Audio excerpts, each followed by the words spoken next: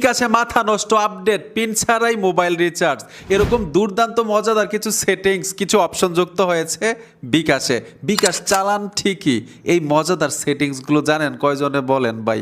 নতুন সেটিংসগুলো শিখে রাখেন। আপনার বিকাশ অ্যাপটা অবশ্যই আপডেট করে নেবেন। গুগল প্লে স্টোরে গিয়ে বিকাশ লিখে আপনি বিকাশ অ্যাপটাকে আপডেট করবেন। নতুন ফিচারগুলো আপনার বিকাশ অ্যাপের মধ্যে যুক্ত হয়ে যাবে। আমি বিকাশ অ্যাপে চলে আসলাম, উপর থেকে প্রোফাইলে টাচ করে দিবেন। প্রথম দুর্দান্ত সেটিংসটা আপনাদেরকে দেখাচ্ছি। নিচে চলে আসলাম, এইখানে লিখে আছে এক ট্যাপ লেনদেন, মানে পিন ছাড়াই মোবাইল রিচার্জ হয়ে যাবে। এক ট্যাপ লেনদেন, এই অপশনটাতে ট্যাপ দিবেন। ট্যাপ দেওয়ার সাথে সাথেই নতুন একটা ফিচারে নিয়ে আসবে। এখান থেকে এই অপশনটা অন করে দিবেন। দেখুন আমি অন করে দিলাম। তাদের কিছু কন্ডিশন লিখে আছে, কিভাবে রিচার্জ হবে, কত টাকা পর্যন্ত করতে পারবেন। সর্বোচ্চ 1000 টাকা পর্যন্ত আপনি পিন ছাড়াই মোবাইল রিচার্জ করতে পারবেন। তবে যেই নাম্বারটা দিয়ে আপনি বিকাশ অ্যাপটাকে অ্যাক্টিভ করেছেন ওই নাম্বারটার মধ্যে কিন্তু রিচার্জ হবে, পিন ছাড়া। তো নিশ্চিত করুন এই অপশনটাতে ট্যাপ দিয়ে দিবেন। ট্রাই করে দেখেন, আপনি শুধু ট্যাপ দিবেন, সাথে সাথে দেখবেন মোবাইল রিচার্জ হয়ে গেছে। 1000 টাকা পর্যন্ত রিচার্জ করতে পারবেন, তবে আপনার নিজের নাম্বারে, যেই নাম্বারটা দিয়ে আপনি বিকাশ অ্যাপটাকে অ্যাক্টিভ করে রেখেছেন। দ্বিতীয় সেটিংসটা কিন্তু আরও দুর্দান্ত এবং মজাদার। আমার অন্তত বেশি দরকার, অনেকেরই দরকার এই সেটিংসটা। আমি মনে করি সকলের দরকার।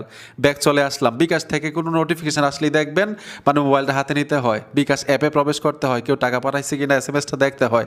অপ্রয়োজনীয় নোটিফিকেশান আপনার বিকাশ অ্যাপে আসবে না, চাইলে অফ করে রাখতে পারবেন। এখানে দেখুন নোটিফিকেশান ম্যানেজমেন্ট লেখা আছে, ট্যাপ দিবেন। উপরে দেখুন লেখা আছে, কন্ডিশন লেখা আছে, কি কি নোটিফিকেশান এখন আপনি আর পাবেন না যদি এটা অফ থাকে। আমি অফ করে দিলাম।